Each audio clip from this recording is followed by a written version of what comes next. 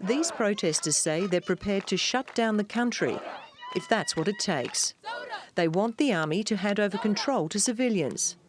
The military council took power earlier this month after veteran President Omar al Bashir was ousted and says it's working on a transition plan. But demonstrators are threatening a nationwide strike if their demands aren't met. The industrial action is linked to the military council's refusal to address the demands presented by the Alliance for Freedom and Change. We are not seeking an escalation. We are not seeking a confrontation. We are trying to find a solution, but the deadlock comes from the military council. Thousands of people are streaming into the capital, Khartoum, to take part in the protests. Sudanese judges say they'll join the sit-in outside the army headquarters. Demonstrators have found some support in Washington, which has backed their call for civilian rule.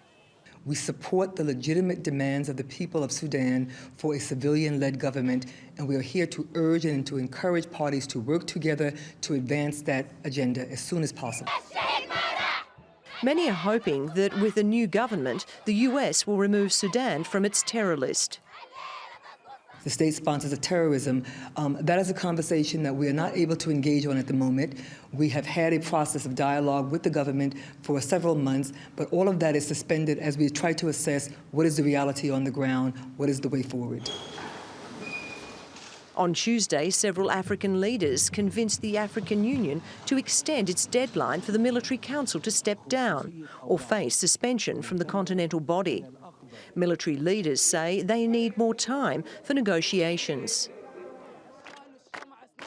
Demonstrators had suspended talks on Sunday because the army refused to transfer power immediately. But some members of the opposition coalition say they want a speedy resolution to the crisis. Angela Murphy, TRT World.